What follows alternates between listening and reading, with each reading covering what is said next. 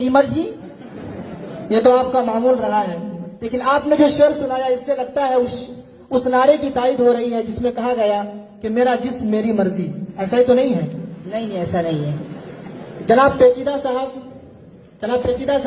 جی آپ اتنے مغموم کیوں ہیں؟ بال کی کھال میں درد ہے.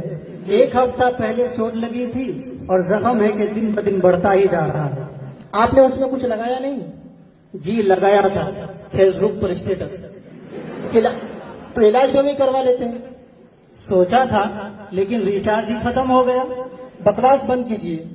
آپ کے اسی حرکت پہ ایک شعر یاد آیا کہ کہیں گولی لکھی ہے اور کہیں مار، کہ کہیں گولی لکھی ہے اور کہیں مار، کہیں گولی لکھی ہے اور کہیں مار، تم دیکھنے سے ہی لگتے ہو دماغی بیمار. سامعین سنیے گا. اندھے نکالتے ہیں چہرے سے میرے نقص، اندھے نکالتے ہیں چہرے سے میرے نقص، بہروں کو شکایت ہے کہ غلط بولتا ہوں. سننے والوں کو بھی یہی شکایت ہے آپ سے. خیر چلیے، لیکن آپ دونوں اتنے تاخیر سے کیوں پہنچے؟ جناب زبردستی صاحب، راستے میں 2 کا سکہ گم ہو گیا تھا. 2 کا؟ جی 2 کا اسی کو تلاش رہا تھا. تو بہت بڑی رقم تلاش کر رہے تھے. جناب پیچیدہ صاحب آپ بتائیں گے کیوں لیٹ ہوئے؟ میں اس سکے پر پیر رکھ کر کھڑا تھا کہ یہ جائیں اور میں اٹھا لوں.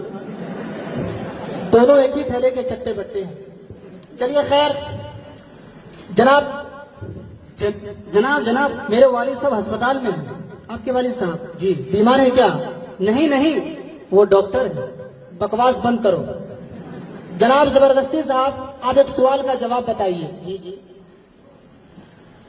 سوال یہ ہے کہ کولڈ ڈرنک نقصان دہ ہے یا فائدہ مند؟ کوئی پلا دے تو فائدہ اور اگر پلانی پڑے تو نقصان دہ. کنجوس کہیں کے. جناب پیچیدہ صاحب آپ نے امتحان دیا ہے؟ جی بہت دیا ہے. اس پر ایک شعر سنیے. سنائیے. امتحان ہم نے دیے ہیں نوجوانوں میں بہت، امتحان ہم نے دیے ہیں نوجوانوں میں بہت، پھر بھی رہتے ہیں فیل داستانوں میں بہت. اب فیل ہو گئے. کیوں فیل ہوئے آپ؟ تو بھائی صاحب میں اس کی وجہ بتاتا ہوں یہ فیل کیوں ہوئے. آپ نے کیا تھا کیا؟ نہیں آپ سے یہ پتا چل جائے گا. جی سنائیے. لگتا نہیں ہے دل میرا. اچانک سے آپ توجہ چاہوں گا آپ کی.